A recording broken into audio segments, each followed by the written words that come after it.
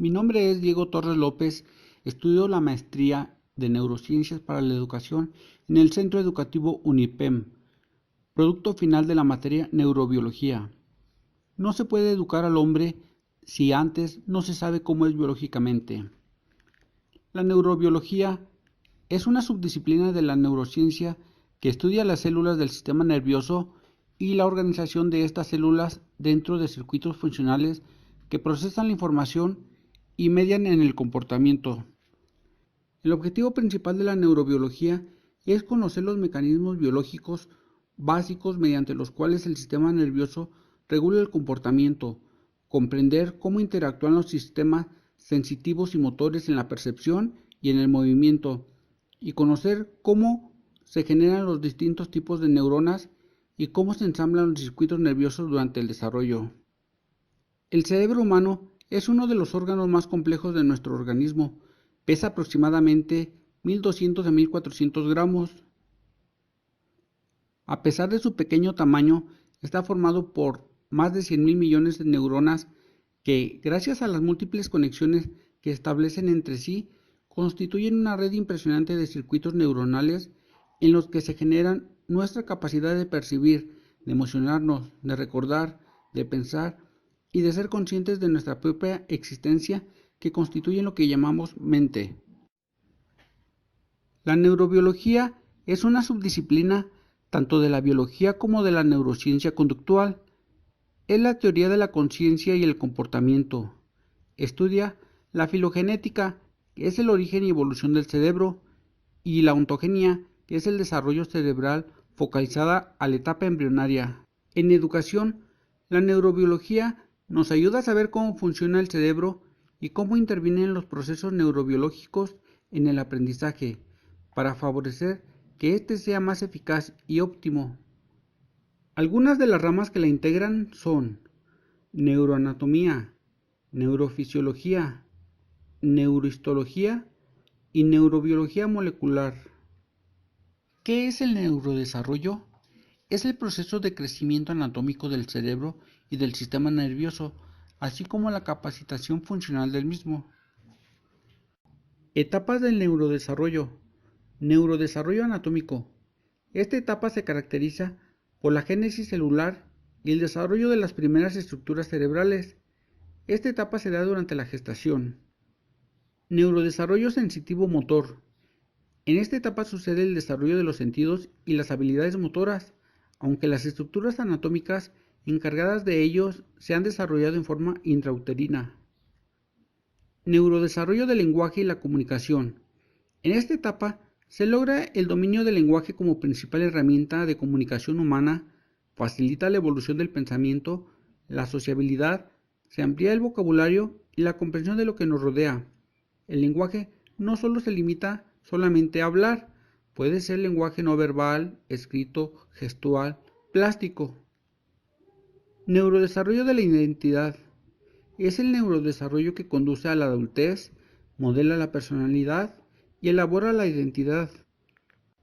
Durante el neurodesarrollo ocurren dos eventos primordiales.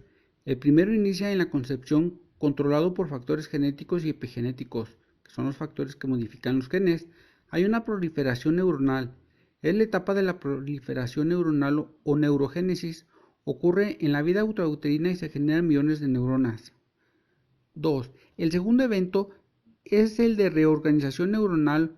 Ocurre durante la gestación de la tercera semana y también después del nacimiento durante toda la vida. Esta reorganización sucede en tres etapas: migración, organización y mielinización. Neuroanatomía es el estudio de la estructura y la organización del sistema nervioso. Su formación consta de tres capas germinales de células nerviosas, y estas son: endodermo, es el desarrollo de órganos internos, vísceras; mesodermo, da origen a la notocorda y a la somita, que después desarrollan hueso, músculo esquelético y dermis cutánea; y el ectodermo es el que da origen al tubo neural y este forma el sistema nervioso. Esta división sucede en las primeras semanas de vida embrionaria. El tubo neural es una estructura embrionaria que se forma durante el primer mes de la gestación y se cierra alrededor de la semana 28 de la etapa fetal y se divide en 3 secciones. Prosencéfalo o cerebro anterior, formado por los hemisferios cerebrales y estructuras profundas como el hipotálamo y el tálamo. Mesencéfalo o cerebro medio, formado por el tallo cerebral dividido en el puente y el bulbo. El romboencéfalo o cerebro posterior, formado por el cerebelo. La neurona es la célula nerviosa, la unidad básica funcional y estructural del sistema nervioso central y periférico. Cada neurona está formada de un cuerpo o soma donde se encuentra el núcleo, membrana y citoesqueleto. Del soma nacen 2 tipos de prolongaciones, las dendritas, que son prolongaciones como ramas que reciben la información procedente de otra célula y llevan información al cuerpo celular. Los axones son prolongaciones largas que forman redes cubiertas de mielina o grasa que permite un impulso nervioso más rápido para transmitir información de una a otra. A este proceso de transmisión y comunicación se le denomina sinapsis, la cual puede realizarse por medio de descargas eléctricas o de sustancias químicas llamadas neurotransmisores. La neuroglía es especie de soporte o pegamento en el cual están plantadas las células. Es el tejido de sostén del sistema nervioso.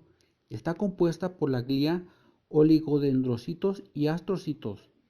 Estas no tienen axones o dendritas y son más pequeñas que las neuronas, pero 3 veces más numerosas. La clasificación de las neuronas: hay 3 neuronas según su función, y estas se dividen en neuronas sensoriales o aferentes, neuronas motoras, motoneuronas o eferentes, y las interneuronas. 2. Neuronas según su morfología o estructura. Se dividen en neuronas unipolares, neuronas pseudounipolares, neuronas bipolares, neuronas multipolares. 3. Neuronas según el tipo de sinapsis. Se dividen en neuronas excitatorias o presinápticas, neuronas inhibitorias o postsinápticas y neuronas moduladoras.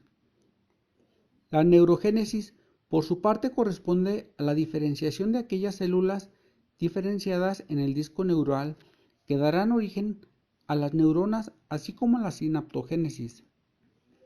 ¿Cómo se comunican o conectan las neuronas? Las neuronas se comunican por medio de la sinapsis, la unidad funcional de conexión entre las neuronas. Para que el cerebro funcione de manera correcta, es necesario que las neuronas se comuniquen entre ellas. Es así que el sistema nervioso es un gran conjunto de redes que reciben y transmiten mensajes por medio de un código neural. Cuando llega información de cualquier estímulo al cerebro, las neuronas se comunican entre sí por medio de la sinapsis. Estas son producidas por estímulos eléctricos o producen sustancias químicas llamadas neurotransmisores. Las sinapsis se clasifican en sinapsis química. En este tipo de sinapsis la información se transmite por medio de neurotransmisores, sustancias químicas encargados de transmitir el mensaje. Estas sinapsis son asimétricas y unidireccionales. Muestran un alto grado de plasticidad neuronal. Sinapsis eléctrica. En la sinapsis eléctrica, la información se transmite a través de corrientes eléctricas locales. Además, no se produce un retardo sináptico. Tienen algunas características opuestas a las sinapsis químicas.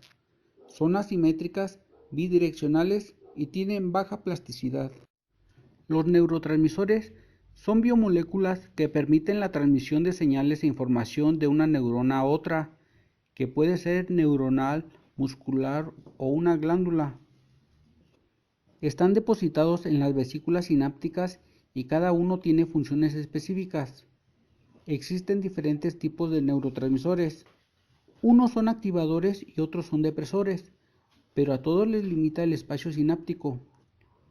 Dependiendo del neurotransmisor que liberan las neuronas, reciben el siguiente nombre: serotoninérgicas, dopaminérgicas, GABAérgicas, glutamatérgicas, colinérgicas, noradrenérgicas, vasopresinérgicas, oxitocinérgicas. La importancia de los neurotransmisores en la educación es que al favorecer su producción se incide en el rendimiento académico de los alumnos. Se generan entornos de aprendizaje significativos en los cuales se sienten seguros porque, más que remarcar sus errores, se elogia su esfuerzo y se generan expectativas positivas de sus capacidades. Clasificación de los neurotransmisores. Los tipos de neurotransmisores pueden clasificarse a partir de estas categorías, cada una de las cuales engloba varias sustancias: aminas, aminoácidos, purinas, gases, péptidos y ésteres. Redes neuronales. La mayoría de las neuronas tienen la misma estructura, pero tienen diferentes formas, tamaños y se clasifican según las funciones. Forman redes perfectamente estructuradas y circuitos para procesar la información. Esas redes son los grupos de neuronas llamadas aferente o sensoriales. Reciben el estímulo de los órganos sensoriales y lo transmiten al cerebro. Las neuronas eferentes o motoras llevan los estímulos del cerebro a los órganos y glándulas del cuerpo. Interneuronas o neuronas de asociación. Solamente se encuentran en el sistema nervioso central. Conectan una neurona con otra. Tienen un flujo de información que solo se da entre neuronas y cumplen con las funciones más complejas del sistema nervioso. Forman redes complejas que le dan sensibilidad y movimiento a todos los órganos y tejidos del cuerpo. Redes Hebbianas. Las neuronas hacen del cerebro un órgano excepcional. Gracias a ellas el ser humano se adapta a condiciones variables del ambiente y de su psique. Absolutamente todo lo que aprendemos está impregnado en estas células que se nutren de estímulos. Gracias a ellas formamos recuerdos, poseemos anhelos, sueños, valores, conocimientos y sentimientos. Ahora bien, mientras lees estos renglones, una cascada de neuronas se activan con el fin de entender el contenido. El resultado es una nueva red neuronal inédita. Si además de leerlo prefieres memorizarlo, se va a producir otro fenómeno. La red crece y crece cada vez que lo vuelvas a leer para consolidar la memoria. Neuronas que antes no se habían conectado se van incorporando en cascada, aumentando las conexiones existentes. Esto favorece que en un futuro esas redes de neuronas se activen mucho más que antes. A este fenómeno se le conoce como aprendizaje hebbiano. Son las redes neuronales más importantes en educación. Para que la plasticidad neuronal sea posible, debe no solo crear y ampliar las redes neuronales hebbianas, que es la neuroplasticidad positiva, sino que además elimina y destruye aquellas redes neuronales que no se utilizan, la neuroplasticidad negativa. Es por ello olvidamos muchas cosas cuando no se ponen en práctica.